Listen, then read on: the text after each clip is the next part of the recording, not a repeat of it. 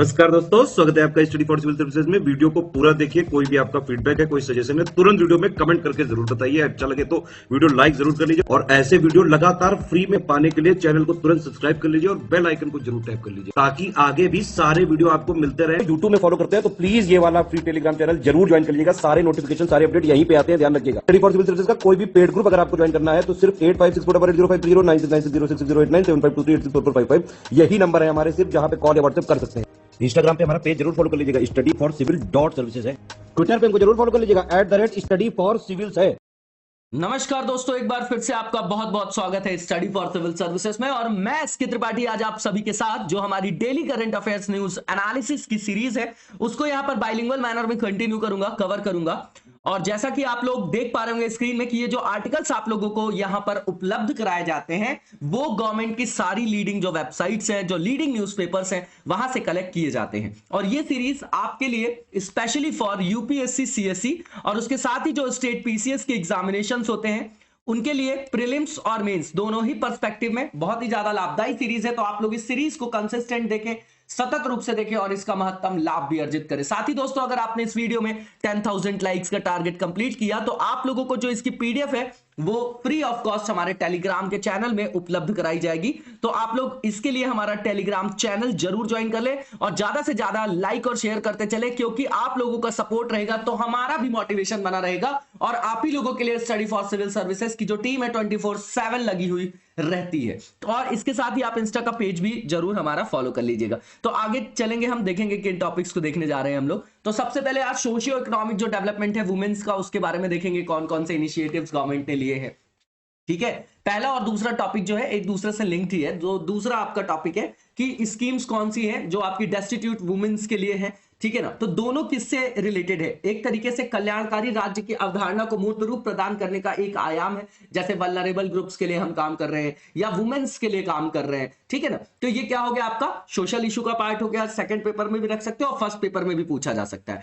तो इसको देखेंगे हम लोग डिटेल में। इसके बाद वेस्ट एशिया एंड इंडिया का जो है आपका देखेंगे क्या डोमेन है हमारे लिए। वैसे भी पश्चिम एशिया इंपॉर्टेंट है, चाहे आप डायस्पोरा को ले लें, चाहे आप सिक्योरिटी का पर्पज ले लें, चाहे आप एनर्जी सिक्योरिटी का पर्पज ले लें, है ना। अगर उसका भी आयाम आप देखते हैं ऊर्जा सुरक्षा का, तो उसके लिए भी उस दृष्टिकोण से भी इंपॉर्टेंट है। तो अभी वेस्ट एशिया की जो आपकी कंट्रीज है एक साथ जो है वहां पर जो नेगेव डेजर्ट है आपका इजराइल में, वहां पर वो क्या हुए, इकट्ठा हुए और उन्होंने बोला कि हम एक सिक्योरिटी को लेके एक टाई अप करना चाह रहे हैं, है ना। एक टाई करना चाह रहे हैं आपस में, देश मिलके एक ऐसा निकाय बनाना चाह रहे हैं, एक ऐसा फोरम बनाना चाह रहे हैं जो वहां की क्या कर सके, सुरक्षा को क्या कर सके, सुनिश्चित कर सके। तो इस संदर्भ में ये टॉपिक रखा गया। तो हम देखेंगे कि किस तरीके से इंडिया के लिए इंपॉर्टेंट है ये आईआर का पार्ट, ये आपका पार्ट है ना, इंटरनेशनल पॉलिटिक्स का। तो ये पेपर 2 में रख सकते हैं आप, जीएस पेपर सेकंड की बात कर रहा हूं मैं। इसके बाद इंडिया यूएस रिलेशन, क्योंकि जैसे अब अभी क्या चल रहा है, कॉन्फ्लिक्ट चल रहा है किसका, रशिया और यूक्रेन, आप देख रहे हैं लगातार चल रहा है। अब आप समझिएगा कि वहां पर अगर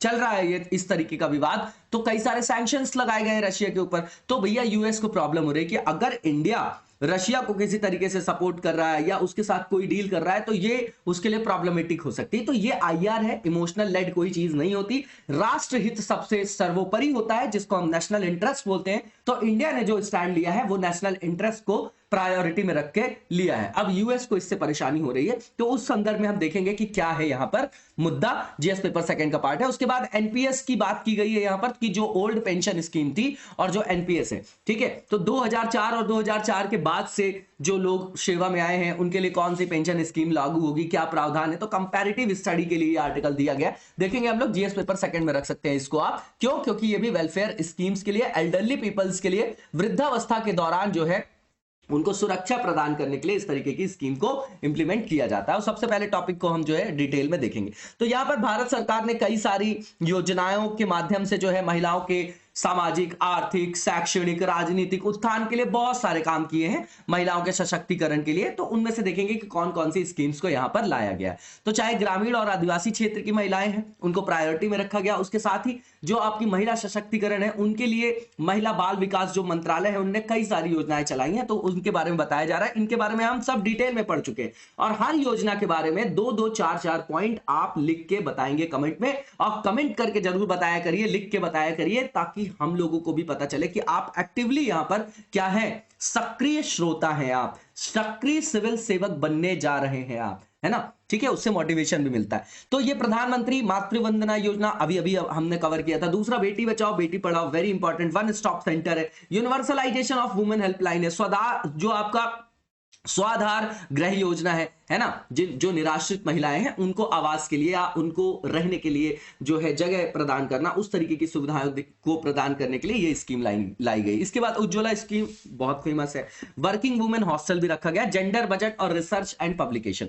तो यहां पर जो इन योजनाओं की बात की जा रही है तो इनके आउटकम क्या है हमारे लिए इंपॉर्टेंट, ये हर योजना अपने आप में अच्छी ही होती है, उसके क्रियान्वयन या कार्यान्वयन में समस्या आती है, ठीक है ना, पॉलिसी कोई खराब नहीं होती है ऐसी, ठीक है। तो अब ये समझिएगा कि यहाँ पे क्या क्या हमको आउटकम परिणाम सामने आए। तो सबसे पहली बात कि जो आपकी प्रेग्नेंट वुमेन है और जो लैक्टेटिंग मदर्स हैं, ठीक है, उनको सहायता की गई और उसमें डेटा बताया जा रहा है कि 2.6 करोड़ से भी ज्यादा जो गर्भवती महिलाएं हैं और जो स्तनपान कराने वाली महिलाएं हैं उनको सहायता प्रदान की गई। दूसरा, सेक्स रेशो में जो है उन्नयन देखा गया, ठीक है, एट बर्थ की बात कर रहे हैं, बर्थ पे बात कर रहे हैं, मतलब ये एटीट्यूडनल चेंज आ गया, ठीक है ना, सोसाइटी में कि 918 था तो अब 937 हो गया। इसके बाद जो इनरोलमेंट है जिसको हम GER बोलते हैं, ग्रॉस इनरोलमेंट रेशो, तो वहां पर भी गर्ल्स का इनरोलमेंट जो है वो बढ़ा है प्राइमरी और सेकेंडरी एजुकेशन में, और लगभग जो है बॉयज के समकक्ष जो है आ चुका है, लगभग की बात कर रहा हूं मैं। इसके बाद NSAP जो नेशनल सोशल असिस्टेंस प्रोग्राम है वो भी इंश्योर करता है कि सामाजिक सुरक्षा प्रदान की जाए महिलाओं को। इसके बाद कई सारे इनिशिएटिव्स है जैसे समग्र शिक्षा है, नेशनल ओवरसीज स्कॉलरशिप है, कस्तूरबा गांधी बालिका विद्यालय है, बाबू जगजीवन राम छात्रावास योजना है, स्वच्छ विद्यालय मिशन है ना। तो ये सब क्या कर रहे हैं, ये सब प्रोत्साहन दे रहे हैं किसको, जो आपकी बालिकाओं की शिक्षा है, और उसमें भी प्रायोरिटाइज किया गया जो वंचित वर्ग है सोसाइटी का और जिनके पास अपर्याप्त इस तरीके की फैसिलिटीज है जो उनकी स्पेशल रिक्वायरमेंट को फुलफिल नहीं कर पा रही हैं, तो उन आवश्यकताओं की पूर्ति के लिए इस तरीके के इनिशिएटिव्स को गवर्नमेंट ने लिया है। अब इसके बाद नेशनल एजुकेशन जो पॉलिसी 2020 की है उसमें भी प्राथमिकता दी गई है किसको, लैंगिक समता को, ठीक है। उसके अंतर्गत जो क्वालिटी एजुकेशन की पहुंच है वो सभी स्टूडेंट्स तक जो है समता मूलक आधार पर उनको उपलब्ध कराया जाए, ऐसे आयाम को वहां पर कवर किया गया। इससे होगा क्या, इसमें भी स्पेशल इंफेसिस है जो आपका सामाजिक और आर्थिक रूप से वंचित वर्ग है, तो उसमें महिलाएं भी सम्मिलित हो जाएंगे। इसके बाद फीमेल वर्कर्स को ज्यादा से ज्यादा जो है रोजगार के अवसर प्रदान किए जाए, उसके लिए उनकी रोजगार क्षमता को बढ़ाने के लिए सरकार ने जैसे महिला औद्योगिक प्रशिक्षण संस्थान, जो आपकी वोकेशनल ट्रेनिंग के लिए जो इंस्टीट्यूट्स बनाए हैं उन्होंने, क्षेत्रीय स्तर पर भी व्यावसायिक प्रशिक्षण संस्थानों के जो नेटवर्क बनाए, तो उनके माध्यम से उनका कौशल विकास देके, उनको ट्रेनिंग देके उनका कौशल उन्नयन किया जा रहा है ताकि वो ज्यादा से ज्यादा रोजगार के क्षेत्र में संलग्न हो सके और अपने जीवन स्तर में सुधार कर सके, ठीक। इसके बाद यहां पर इकोनॉमिक जो इंडिपेंडेंस है, मतलब आर्थिक स्वतंत्रता, आर्थिक स्वायत्तता जो है वुमेन्स को प्रदान करने के लिए स्किल डेवलपमेंट, वोकेशनल ट्रेनिंग, बहुत सारी चीजें जो है इस तरीके की इनिशिएटिव्स को लाया गया है, जैसे कि स्किल इंडिया मिशन है आपका। इसके बाद प्रधानमंत्री कौशल विकास जो केंद्र है उसका क्या काम है कि भैया एडिशनल इंफ्रास्ट्रक्चर बनाया जाए, ट्रेनिंग के लिए भी, अप्रेंटिसशिप के लिए भी, जो अप्रेंटिसशिप की जाती है ना वुमेन्स के लिए। इसके बाद प्रधानमंत्री उज्ज्वला योजना है, ये सबको पता है कि इससे जब हम कुकिंग फ्यूल जो यूज करते हैं आज की डेट में, जैसे गैस यूज कर रहे हैं, तो वो क्लीन हो गया एक तरीके से, उससे धुआं नहीं निकलेगा, उससे उनको रेस्पिरेटरी सिस्टम में प्रॉब्लम नहीं होगी, है ना। तो इसके लिए हमने क्या किया कि जो पहले हम यूज करते थे लकड़ी कंडे वगैरह जो है काउडंग वगैरह, तो उसकी जगह पे ये बोला गया कि सब LPG यूज करेंगे। तो उसके लिए क्या किया गया, प्रधानमंत्री उज्ज्वला योजना लाई गई। तो इससे क्या हुआ, कहीं ना कहीं महिलाओं का सशक्तिकरण हुआ। फिर जो वो वहां पर सब्सिडी आती है वो भी महिला मुखिया के नाम पर आती है। तो इससे हम सिंबॉलिक रूप में क्या बता रहे हैं, सिंबॉलिज्म है ये कि महिलाओं का सशक्तिकरण करना चाह रहे हैं हम, ठीक है। तो उनका सशक्तिकरण हुआ इससे, और स्वास्थ्य को भी उनके सुरक्षित किया गया। इसके बाद अम्ब्रेला स्कीम की बात करें, सेफ्टी सिक्योरिटी और एम्पावरमेंट ऑफ वुमेन को लेके,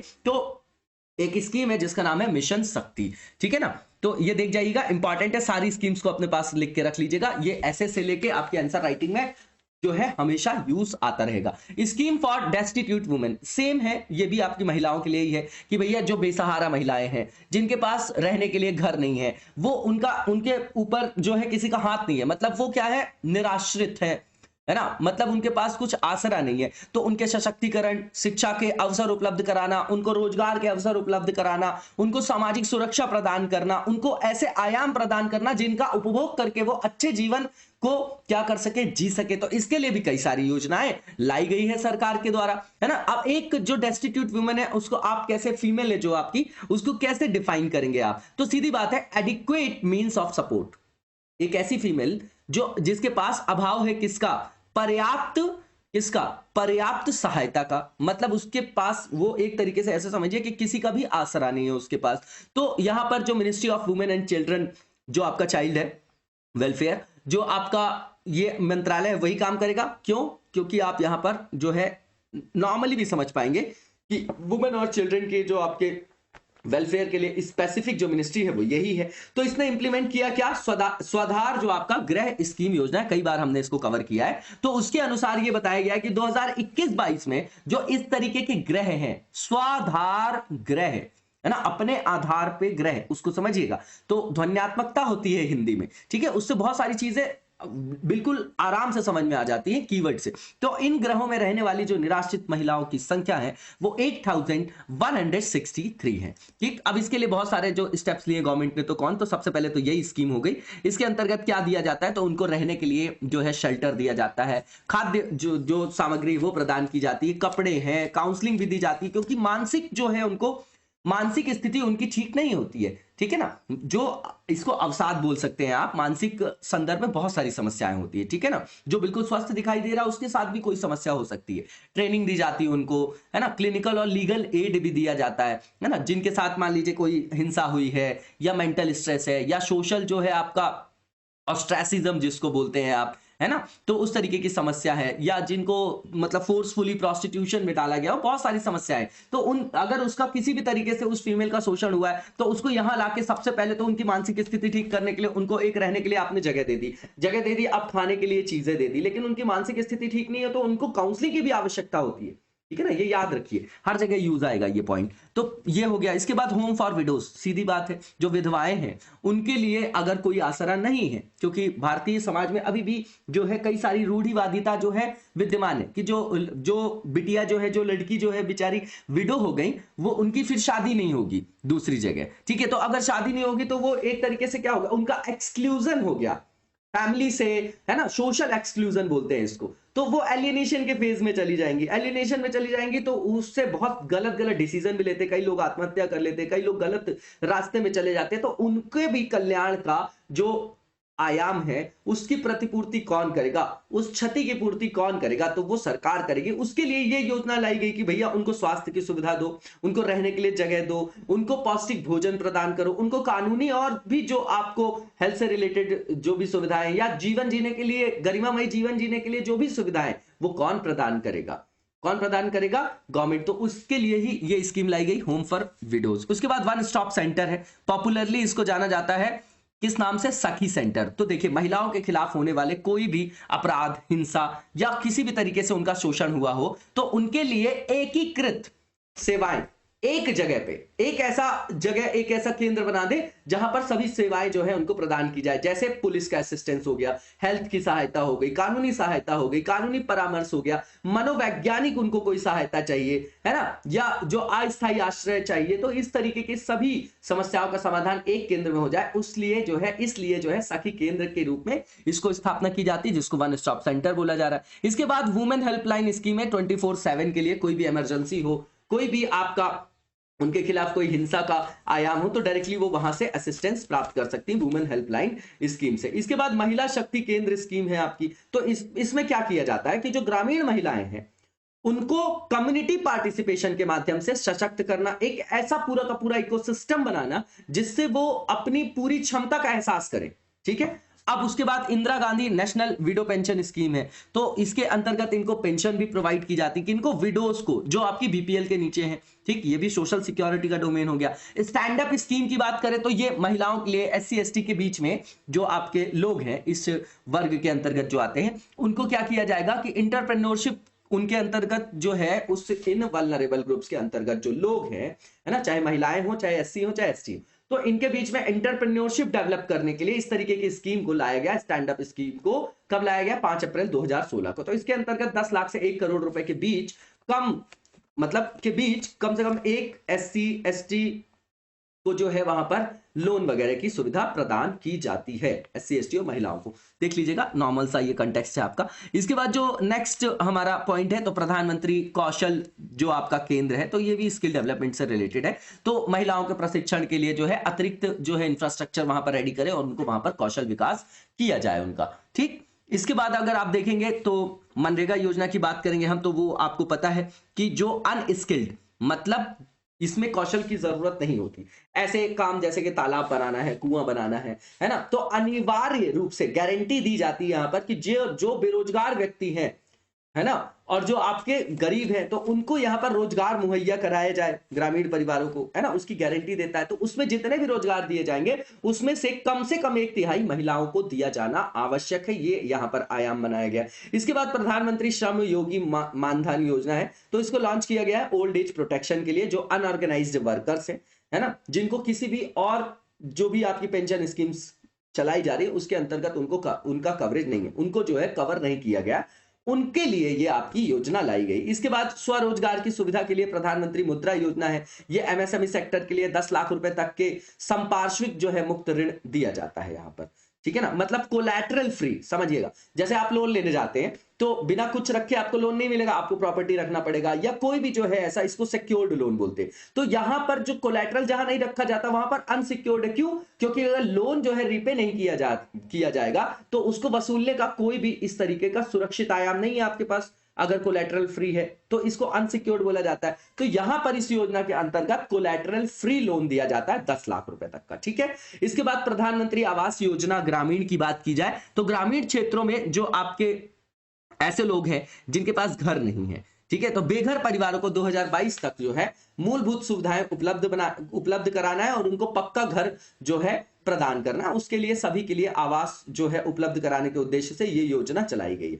इसके बाद अटल पेंशन योजना की बात करें तो 18 से 40 वर्ष की आयु के बीच जो भी अनऑर्गेनाइज सेक्टर में वर्कर्स काम करते हैं, विशेष रूप से गरीब, वंचित और श्रमिक है, तो उनको जो है एक यूनिवर्सल सोशल सिक्योरिटी सिस्टम में लाने के लिए जो है इस तरीके की योजना को मूर्त रूप प्रदान किया गया। इसके बाद नारी आर्थिक सशक्तिकरण योजना है, तो सीधी बात है SC ST, एकल महिला, विधवा, इनके लिए आय सृजन के लिए जो एक्टिविटीज को स्टार्ट करना है ना, अगर वो आय सृजन करना चाह रही है, कोई काम करना चाह रही है, तो उनको काम करने के लिए असिस्टेंस प्रदान करने के लिए उस तरीके के काम को वो चाहे ताकि मूर्त रूप प्रदान कर सके, तो वहां पर असिस्टेंस देने के लिए ये आपकी स्कीम लाई गई। इसके बाद जो नेक्स्ट आर्टिकल है हमारा वो वेस्ट एशिया और इंडिया से रिलेटेड है, वेरी इंपॉर्टेंट, सीधी बात है। इजराइल का नेगेव जो डेजर्ट है आपका, एक बार मैंने आपको और भी बताया था कई बार कि वहां इजराइल में मेजर जो आपका रीजन है वो एरिड है, सेमी एरिड और एरिड रीजन है। आप देखिएगा वहां पर डेजर्ट है, उसने वहां पर भी खेती कर रखी, बिल्कुल हरियाली बना रखी, कैसे?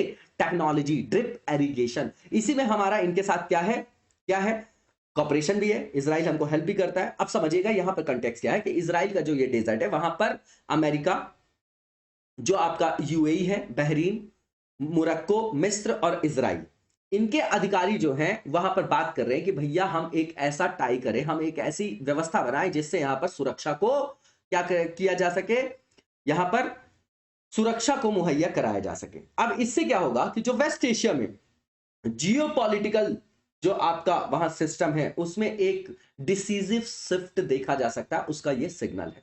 क्यों?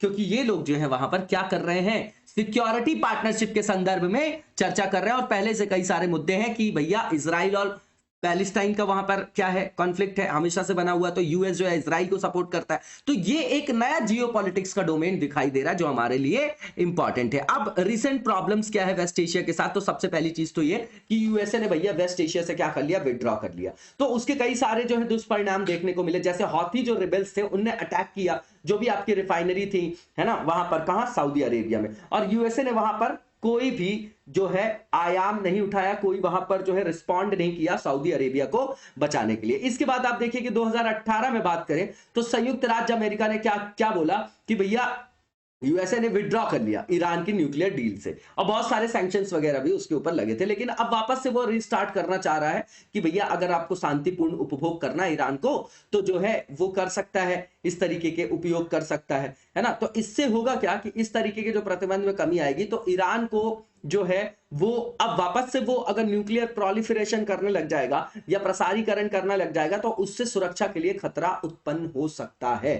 ठीक है, तो यहां पर जो है यूएसए अपने हित को देखते हुए चीजों को मोबिलाइज कर रहा है। ठीक, इसके बाद आप देखेंगे कि यहां पर मजबूत ईरान वैश्विक जो है, देखिए समझिएगा कि अगर ईरान जितना स्ट्रांग होगा तो वैश्विक शांति के लिए वो आपका क्या होगा, थ्रेट होगा, सीधी बात है। जैसे कि एग्जांपल भी बता रहे कि जो आपके ईरान के हौथी जो आपके रिबेल्स है वो समर्थन करता है ईरान, उनको जो हौथी रिबेल्स है उनको कौन सपोर्ट करता है, ईरान। तो भैया ये जो है आपके यमन सरकार और सऊदी अरब के खिलाफ सक्रिय है, इसलिए वो उसको सपोर्ट करता है। तो वो अपने फायदे के लिए इस तरीके के डोमेन को मोबिलाइज कर रहा है, तो उससे इंटरनेशनल पीस को थ्रेट है। इसके बाद इजराइल पैलेस्टाइन जो आपका कॉन्फ्लिक्ट है वो तो है ही, तो ये देख जाइएगा सब पुराने ही यहां पर मुद्दे हैं, कुछ नया नहीं है। ठीक है, और जो फिलिस्तीन है आपका वो किससे रिलेटेड है, पैलेस्टाइन जिसको आप बोलते हैं, वो बिलोंग करता है अरब से।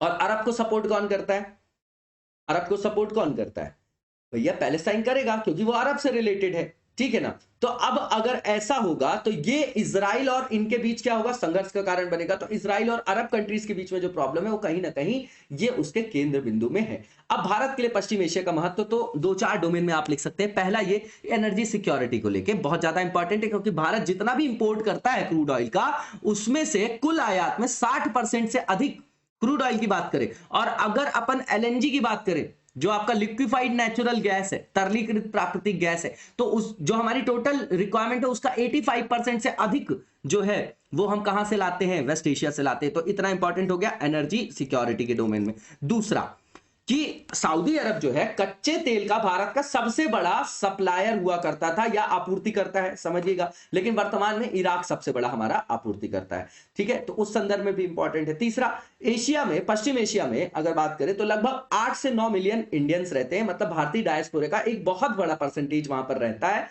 ठीक है, और उनका उस देश की नीतियों पर भी बहुत बड़ा प्रभाव पड़ता है। इसके बाद वर्ल्ड बैंक की रिपोर्ट है कि जो रेमिटेंस हमको प्राप्त हुआ है 2020 में, तो 83 बिलियन डॉलर से अधिक प्राप्त हुआ है। इनमें से अधिकांश जो रेमिटेंसेस आए हैं हमारे यहाँ, रेमिटेंस जो आया है वो वेस्ट एशिया के डायस्पोरा से आया है, पहली चीज।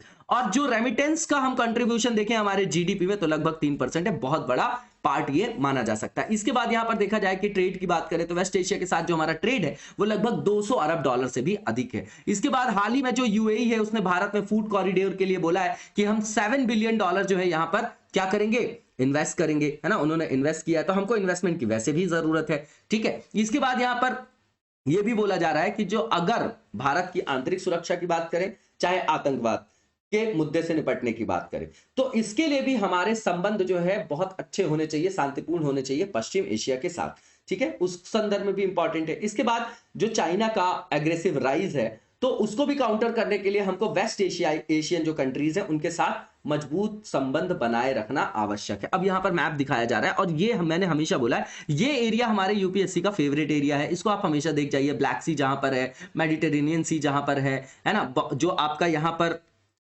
अदन की खाड़ी वगैरह वाला जो एरिया है ना, ये सब एरिया हमारे लिए बहुत इंपॉर्टेंट है। ठीक है ना, ये एरिया हो गया आपका। ठीक है, तो ये सब एरिया हमको देखते रहना है ना, फारस की खाड़ी वगैरह भी, ये सब इंपॉर्टेंट है हमारे लिए। इसके बाद जो नेक्स्ट हमारा आर्टिकल है इंडिया यूएस को रिलेशन को लेके, तो सीधी बात है अभी मुद्दा चल रहा है रशिया यूक्रेन का, वहां पर यूक्रेन को सपोर्ट कर रहा है एक तरीके से पूरा वर्ल्ड, यूएसए भी कर रहा है। क्यों? क्योंकि ये पुरानी राइवलरी है। तो भैया रशिया के साथ अगर हम किसी भी तरीके की डील कर रहे हैं तो उसको समस्या हो रही, तो वो बोल रहा है कि ये प्रॉब्लम हो सकती है भारत के लिए, ये स्टेटमेंट आया है ना, वहां का मतलब वहां के जो ऑफिशियल्स है उन्होंने दिया है। तो इसको देखते हैं कि क्यों ऐसा है ना। लेकिन जो भारत का स्टैंड है वो प्रैग्मेटिक है, वो रियलिस्टिक अप्रोच है, और इसी को बोलते हैं कि हमारी जो आईआर की पॉलिसी है वो किस तरीके से जो है आपका आइडियलिज्म से अब जो है प्रैग्मेटिक अप्रोच लेते हुए रियलिस्ट अप्रोच की ओर अग्रसर है। ठीक है ना, तो ये जो है स्टैंड बोल्ड होना भी चाहिए कि भैया जहां से हमारा राष्ट्रीय हित रहा है वो तो हम कर रहे हैं ना, हम किसी भी तरीके का ऐसा काम नहीं कर रहे जिससे ऋणात्मक प्रभाव जा रहा है वैश्विक शांति पर, वैश्विक जो आपकी सुरक्षा पर, है ना, ये समझिएगा बात यहां पर।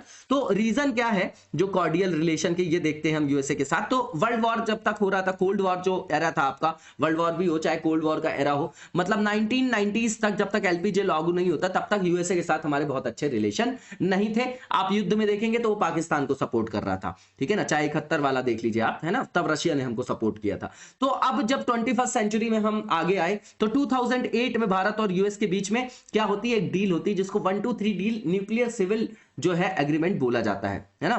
तो ये इसके पहले जब हमने टेस्ट वगैरह किया पोखरण वाला, तो क्या हुआ, वहां पर सैंक्शंस भी बहुत लगाए थे पूरे वर्ल्ड में, जिसमें यूएसए उनको क्या कर रहा था, उनको बोल रहा था कि सैंक्शन लगाया जाए, यूएसए की भूमिका भी वहां पर महत्वपूर्ण थी, है ना, सैंक्शंस वगैरह में। तो 2008 में जब हमारी न्यूक्लियर सिविल डील हो जाती है उसके साथ, तब वहां से हमारे जो यूएसए के साथ संबंध है उसमें एक नया फेज देखा जाता है। ठीक, अब जो है भारत के संबंध वहां से कैसे सशक्त हुए, क्योंकि 1991 से हमने लिबरलाइजेशन जो है आपका, प्राइवेटाइजेशन, ग्लोबलाइजेशन को अपनाया। तो ये कोर किसका है, कैपिटलिस्ट इकोनॉमी का, और यूएसए क्या है, कैपिटलिस्ट अप्रोच का है। तो यहां से भारत और यूएसए एक दूसरे के ज्यादा करीब आते हैं। तीसरा सबसे महत्वपूर्ण कारण जो है कि भैया जो आईयूआर रीजन है, यहां पर जो चाइना का एग्रेसिव राइज है या चाइना जो सशक्त होता जा रहा है, तो ये कहीं ना कहीं जो आपकी प्रभुत्वकारी जो स्थिति है यूएसए की, उसको चुनौती है।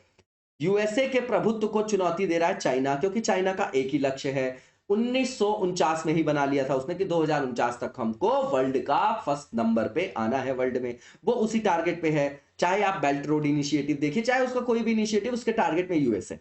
ठीक है, अब समझिएगा कि ये जो है कंसर्न किसके लिए है, यूएसए के लिए। तो भैया भारत को इसीलिए वो क्या देखता है, नेचुरल अलाई के रूप में देखता है। उसके बाद जो यूएसए कॉर्पोरेट की बात करें तो, और यूएसए की बात करें तो बहुत सारे जो स्किल्ड लोग हैं हमारे, वो वहां पर निवासरत हैं और बहुत अच्छी अच्छी पोजीशन पे बैठे हुए हैं। तो डायस्पोरा के एंगल से भी जो है यूएसए हमारे लिए इंपॉर्टेंट है ना। तो इस तरीके से हमारे संबंध और इंपॉर्टेंट जो है सशक्त होते चले गए। इसके बाद जैसे लोकतांत्रिक मूल्य है हमारे, रूल ऑफ लॉ है, मानवाधिकार है, तो इस तरीके के भी जो आयाम है ये एक दूसरे को जो है पास लाते हैं, मतलब इंडिया यूएसए को जो है एक दूसरे के पास लाते हैं। इसलिए भी कॉपरेशन के कई क्षेत्र जो है दोनों देशों के बीच में विद्यमान है। इसके बाद जो है रिलेशनशिप की बात करें भारत और अमेरिका की, तो जो दोनों देशों के बीच व्यापार की बात करें तो 50 अरब डॉलर से अधिक है। मतलब जो अमेरिका है भारत के सबसे बड़े व्यापारिक भागीदारों में शामिल है। इसके बाद अमेरिका जो है भारत को क्या प्रदान करता है, तो फाइनेंशियल असिस्टेंस देता है, टेक्नोलॉजी देता है। भारत इसको क्या देता है, जो आपके प्रतिभाशाली मानव संसाधन है। समझिएगा कि हमारे यहाँ यही बोलते हैं ना, यूएसए में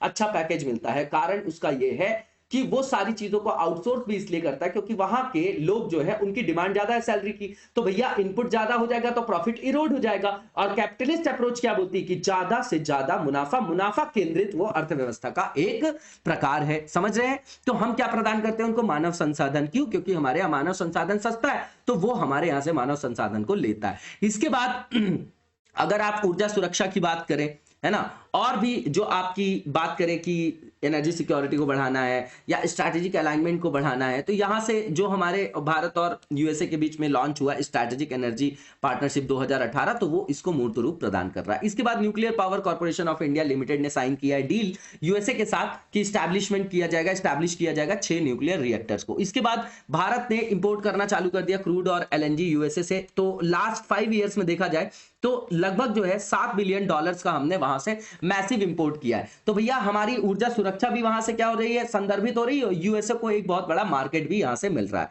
ठीक है, तो एनर्जी सप्लाई के लिए भी यूएसए हमारे लिए इंपॉर्टेंट है। इसके बाद दोनों कंट्रीज पार्ट है क्वाड के, ईस्ट एशिया समिट के, G20 के, और यूएस ने यहां तक भी बोला है कि G7 कंट्रीज में भारत को शामिल किया जाना चाहिए। लेकिन परमानेंट जो हमारे मेंबरशिप है कहां पर, जो आपकी यूएन की सिक्योरिटी काउंसिल है, वहां पर जो है अभी तक हमको वहां पर मेंबरशिप नहीं मिल पाई है। ठीक है, अब आप समझिएगा सारी चीजों को कि किस तरीके से जो है आईआर में चीजों को मूर्त रूप प्रदान किया जाता है। ठीक है ना। अब यहां पर दोनों कंट्रीज ने बहुत सारी जगह जो है कम्युनिकेशन कंपैटिबिलिटी और सिक्योरिटी एग्रीमेंट को भी साइन किया है, जहां पर high tech military hardware, logistic exchange की बात की गई है ना, जो आपका लेमोया वगैरह की बात कर रहे हैं, logistic exchange memorandum of agreement. ठीक, जो अलाउ करती है मिलिट्रीज को कि जो आपके क्रिटिकल इंफॉर्मेशन है तो उनका दोनों देशों को एक्सेस प्रदान किया जाए, वहां पर मिलिट्री फैसिलिटी वगैरह दिया जाए। अब बेका की भी बात कर रहे हैं, basic exchange and cooperation agreement, है ना, जो फैसिलिटेट करे आपको जियो स्पेशियल कॉपरेशन। बहुत इंपॉर्टेंट है, ये पॉइंट भी याद रखिएगा, है ना। इसके बाद 4.5 मिलियन जो इंडियन डायस्पोरा है वो निवासरत है यूएसए में, जो टोटल जो पॉपुलेशन है यूएसए की उसमें से 1% को रिप्रेजेंट करता है। तो इस हिसाब से भी इंपॉर्टेंट है। तो वहां पर जब इतने सारे हमारे लोग होंगे तो वहां की पॉलिसी में कहीं ना कहीं जो है उनका प्रभुत्व भी देखा जाएगा। ठीक है, इसके बाद निसार प्रोजेक्ट है जिसके अंतर्गत नासा और इसरो ने साइन किया है कि कॉपरेट करेंगे हम इस स्पेस टेक्नोलॉजी में भी। ठीक है, इंपॉर्टेंट है ये हमारे लिए हमेशा। दोनों देश के बीच मुद्दे क्या है, तो सबसे पहले जो आपका इंडिया के अंतर्गत देखा जाता है, removal of India from generalize system of preferences. दूसरा H1 वीजा का इशू हमेशा आता है, क्योंकि अमेरिका बोलते हैं कि अमेरिका के लीडर्स जो है मैक्सिमम यही बोलते हैं, America for American, American first की जो नीति है ना, तो वहां पर उनके हितों के लिए फिर वो कोई भी आयाम को अपनाते हैं। ठीक, तीसरा ये है कि यहां पर टैरिफ वॉर भी चल रही है। जैसे इंडियन स्टील की बात करें तो 25% टैरिफ ड्यूटी उन्होंने लगा रखा है। WTO का भी डिस्प्यूट है, एग्रीकल्चरल सब्सिडी, एग्रीकल्चरल प्रोडक्ट्स को लेके, मेडिकल डिवाइसेस को लेके, IPR को लेके भी यहां पर समस्या है ना, तो वहां पर भी समस्या है दोनों देशों के बीच में। इसके बाद पाकिस्तान के प्रति जो USA की पॉलिसी है वो भी यहां पर क्या है, प्रॉब्लमेटिक है। फिर इकोनॉमिक सैंक्शन जो ईरान और रशिया पर लगाया गया है ना, और उसके बाद जैसे अफगानिस्तान से उसने विड्रॉ कर लिया, यूनिलैटरल और अनटाइमली, मतलब बिना टाइम बताए, बिना समय, और जो है अकेला जो है उस तरीके का निर्णय लेके निकल गया। वहां पर वैश्विक संदर्भ को उन्होंने प्राथमिकता नहीं दी, है ना। इसके बाद भी बहुत सारे मुद्दे हैं, जैसे पेरिस क्लाइमेट डील से ट्रम्प साहब बाहर निकलने लग जाए, तो बहुत सारी समस्याएं उसमें। वहां पर बोल देते हैं कि हम अमेरिका वालों के जो अमेरिकन हैं उनकी लाइफस्टाइल के साथ कॉम्प्रोमाइज नहीं करेंगे। तो ये आज की बात नहीं है, हमेशा से आप देखेंगे। इसके बाद जो नेक्स्ट टॉपिक है, नेशनल पेंशन जो सिस्टम है और जो अभी का NPS स्कीम है, और उसके सापेक्ष जो है हम यहाँ पर कंपैरेटिव स्टडी करेंगे ओल्ड पेंशन स्कीम को। तो अभी राजस्थान के जो मुख्यमंत्री अशोक गहलोत जी ने, तो उन्होंने बोला है कि रिस्टोर किया जाएगा ओल्ड पेंशन स्कीम को। जो भी गवर्नमेंट के एम्प्लॉइज हैं जिन्होंने ज्वाइन किया है सर्विस को आफ्टर January 1, 2004। तो नेशनल पेंशन स्कीम की बात को समझ लेते हैं, नेशनल पेंशन सिस्टम को समझ लेते हैं। तो इसमें जो है मैक्सिमम जो ज्यादातर जो लोग हैं वो कौन है आपके, तो यहां पर जो आपके अधिकांश सरकारी कर्मचारी हैं उनका कवरेज किया जाता है NPS के माध्यम से, ठीक है। और इसके लागू होने के बाद से अधिकांश सरकारी कर्मचारी इसके अंतर्गत सामाजिक सुरक्षा को प्राप्त कर रहे हैं, ठीक है। और ये हमेशा जो है यहाँ पर देखिए, यहाँ पर बोला जा रहा है कि जब से ये आपकी इंप्लीमेंटेशन इसका किया गया है, ठीक है, तो इसने ही ओल्ड पेंशन स्कीम को क्या कर रहे थे, ये जो है ओल्ड पेंशन स्कीम के जो लोग थे वो यहाँ पर क्या हो रहे थे, संलग्न हो रहे थे, समझिएगा, ठीक है। तो जब से ये NPS लागू हुई तो जो पुरानी पेंशन प्रणाली वाले लोग थे वो यहां आ गए, तो उनका ये मांग है कि भाई पुरानी पेंशन प्रणाली को बहाल किया जाए। क्यों? उसका रीजन ये है कि NPS में जो आपकी पेंशन वगैरह बनती है तो उसमें सर्विस के ईयर्स को देखा जाता है, लेकिन जो पुरानी पेंशन प्रणाली थी उसमें यह देखा जाता था कि जो लास्ट सैलरी वो पा रहा था व्यक्ति, जो आपका रोजगाररत था, उसी के हिसाब से 50% उनको मिल जाती थी पेंशन। लेकिन जब बाद में सर्विस के ईयर्स को देखा जाने लगा तो उससे बहुत लोगों को लॉस भी होता है। मान लीजिए किसी की आकस्मिक मृत्यु हो गई, तो इसलिए ये बहाल करने के लिए अभियान चला रहे थे लोग। अब राष्ट्रीय पेंशन प्रणाली जो है लगभग 17 साल पहले जो है आपका 2004 में पेश की गई थी, और भारत के नागरिकों को जो है एल्डरली पीपल्स को जो है वृद्धावस्था के दौरान जो है सामाजिक सुरक्षा प्रदान करने के लिए यह योजना लाई गई थी, जो पेंशन सह निवेश योजना है। इसको कौन रेगुलेट करता है? तो PFRDA करती है। इसमें इंडियन सिटीजन जो कि रेसिडेंट हो चाहे नॉन रेसिडेंट हो, जो आपके एज ग्रुप में आते हैं 18 से 65, उनको जो है वो ज्वाइन कर सकते हैं। ये एप्लीकेबल नहीं है आर्मी के फोर्सेस के लिए या आर्म्ड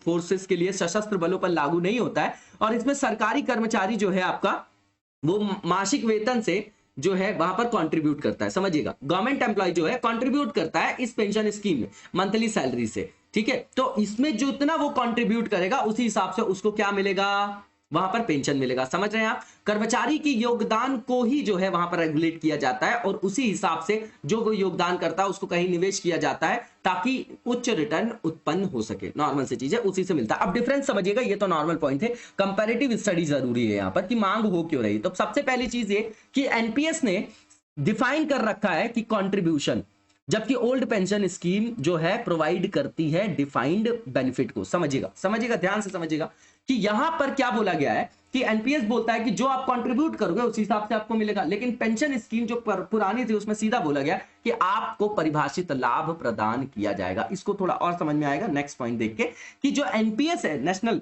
पेंशन स्कीम, इसमें कर्मचारी और सरकार दोनों यहां पर कंट्रीब्यूट करते हैं, लेकिन जो पुरानी पेंशन योजना थी उसमें केवल गवर्नमेंट कंट्रीब्यूट करती थी। क्या इसीलिए मांग नहीं हो रही होगी कि पहले वाली जो पेंशन प्रणाली थी उसको लागू करो? तीसरा, NPS जो है वो प्रोवाइड नहीं करती है कोई भी डेफिनेशन किस तरीके की कि आपको बेनिफिट मिलेगा। वो आपका जो भी धन का संचय होगा वो आपके कंट्रीब्यूशन पे डिपेंड करेगा, जो कंट्रीब्यूट करेंगे उस हिसाब से आपको बाद में लाभ मिलेगा। ओल्ड पेंशन स्कीम में सीधा बोला गया है, डिफाइन किया गया है कि जो बेनिफिट मिलेगा वो कैसा मिलेगा कि लास्ट जो आपने सैलरी का आहरण ड्रॉ की है, जो आपने जो लास्ट अंतिम जो आपने वेतन का उपभोग किया है, जो आहरित किया वेतन, उसका 50% आपको पेंशन के रूप में मिलेगा। इसलिए मांग हो रही है कि पुरानी वाली को लागू कर दो। इसके बाद एनपीएस में जो पेंशन है वो डिपेंड करती है नंबर ऑफ ईयर्स जो आपके सर्विसेज के होंगे, लेकिन ओल्ड पेंशन स्कीम में ऐसी कोई बात नहीं है। वो डिपेंड करता है कि भैया आपको लास्ट में कितनी सैलरी मिल रही थी जब आप रिटायर हुए या जब आपके साथ कोई घटना हुई। ठीक है, तो ये जो है इसका मांग का कारण, इसको देख जाइएगा, इंपॉर्टेंट है ये डोमेन आपका। इसके बाद नेक्स्ट फेज हमारा एमसीक्यू से रिलेटेड है और सबसे पहला जो एमसीक्यू है यहाँ पर जूलॉजिकल सर्वे ऑफ इंडिया से रिलेटेड है, बताना है कौन सा आपका करेक्ट है यहाँ पर। तो सबसे पहला ये कि 1916 में ब्रिटिश इंडियन एम्पायर के दौरान जो है इसको लॉन्च किया गया, बिल्कुल ठीक है। ये एपेक्स ऑर्गेनाइजेशन है एनिमल टैक्सोनॉमी के लिए, ये भी ठीक है। तीसरा ये कि इसके 16 जो है आपके रीजनल सेंटर्स हैं जो आपके अक्रॉस द कंट्री जो है फैले हुए हैं, बिल्कुल ठीक है, स्थापित किए गए। इसका हेडक्वार्टर आपका कोलकाता में, बिल्कुल ठीक है। चारों स्टेटमेंट बिल्कुल ठीक है, सही पूछा जा रहा था, इसलिए इसका आंसर आपका see all of the above हो जाएगा। इसके बाद नेक्स्ट क्वेश्चन देखेंगे हम लोग, और नेक्स्ट क्वेश्चन जो है हमारा ओलिव रिडले जो आपका टर्टल है उनसे रिलेटेड है। गंजम कोस्ट ओडिशा है ना, यह सब आप लोगों ने पढ़ा है। मैंने आपको अभी 2-3 दिन 4 दिन लास्ट वीक के ही किसी आर्टिकल में अच्छे से हम लोगों ने इसको कवर किया था, हमेशा के लिए इंपॉर्टेंट है। ठीक है, अब इसमें जो स्टेटमेंट दिए गए हैं बताना कौन सा गलत है। तो सबसे पहला ये कि they are the smallest and most abundant sea turtles found in the world, ये सही है आपका, ठीक है ना, और पूछा गलत जा रहा है। दूसरा ये कि इसको मेंशन किया गया है जो वाइल्ड लाइफ प्रोटेक्शन एक्ट है उसके शेड्यूल 1 में, बिल्कुल ठीक है। तीसरा ये कि ये आपके पाए जाते हैं पैसिफिक, अटलांटिक और इंडियन ओशियन में। और चौथा जो स्टेटमेंट है वो गहिरमाथा मरीन सेंचुरी जो उड़ीसा में है वो इनका होम है ना। किस तरीके से, किस आयाम में बात कर रहे हैं, तो वर्ल्ड के लार्जेस्ट सी टर्टल के रूप में, है ना, उनका सबसे बड़ा वास स्थल है आपका, हैबिटेट के रूप में आप उसको देख सकते हैं। तो चारों स्टेटमेंट सही है, और पूछा जा रहा है कि गलत कौन सा है, तो कोई भी गलत नहीं है, इसका आंसर आपका नन ऑफ द अबव हो जाएगा। इसी के साथ आज के वीडियो को यहीं पर विराम देंगे, नेक्स्ट वीडियो में कंटिन्यू करेंगे। तब तक लगातार जबरदस्त तरीके से पढ़ते रहिए और आगे बढ़ते रहिए। Thank you so much, best of luck.